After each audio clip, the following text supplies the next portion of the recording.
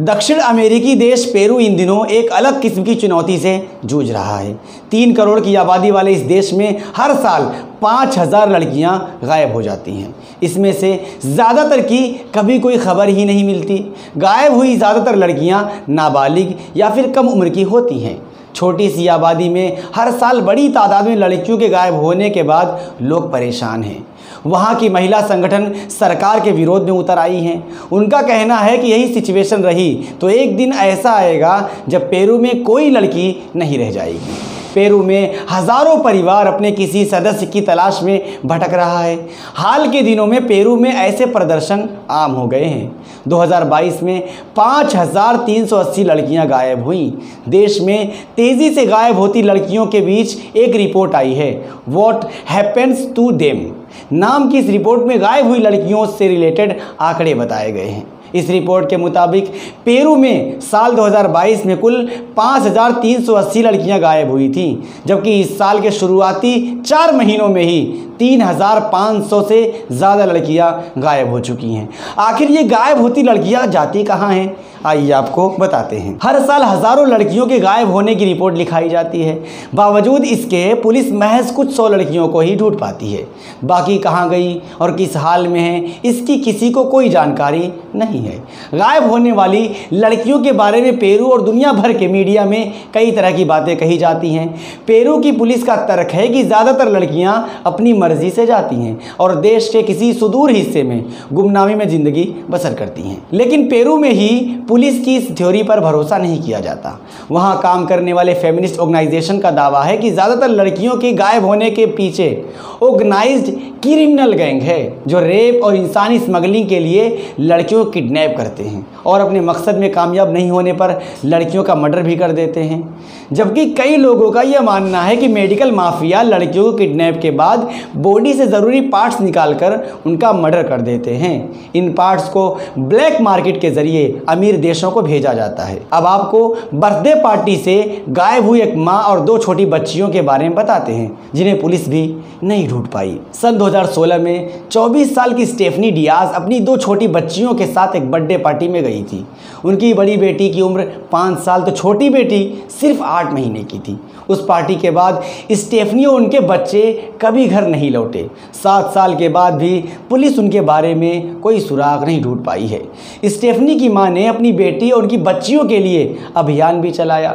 दुनिया भर में इसकी मीडिया कवरेज भी हुई। इसके बावजूद उनकी कोई खोज खबर नहीं मिली।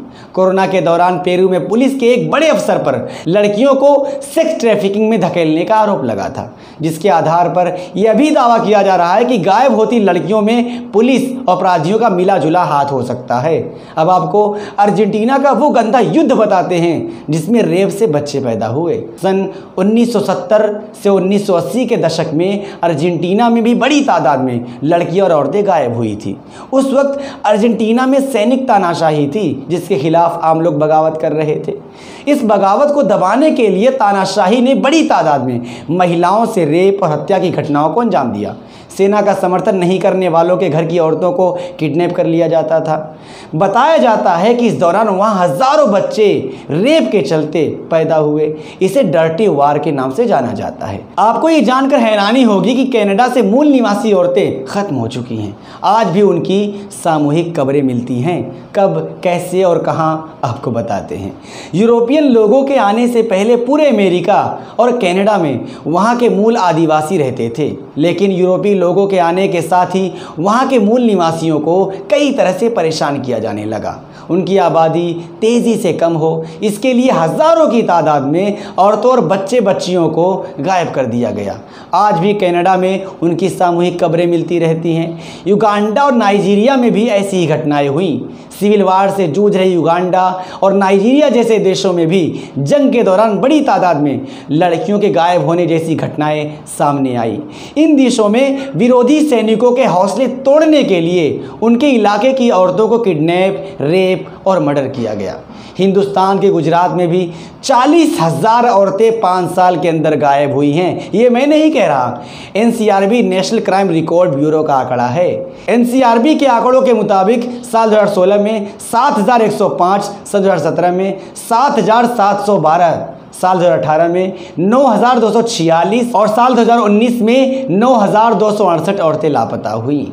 वहीं साल 2020 में 8,290 लड़कियों के गायब होने की खबर मिली थी। 5 सालों में कुल 41,621 लड़कियां गायब हुई हैं। ये सिर्फ एक स्टेट से गायब हुई लड़कियों का आंकड़ा है। भारत में कुल 28 स्टेट और 8 यूनियन टेरिटरीज़ हैं। सोचिए कितनी लड़कियां हर साल गायब होती होंगी।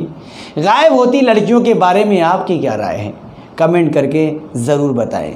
आप वीडियो को ज़्यादा से ज़्यादा शेयर करें और कमेंट में गायब होती लड़कियों के गायब होने की असल वजह क्या हो सकती है ज़रूर बताएं, ताकि हम आप तक सच इसी तरह लाते रहें।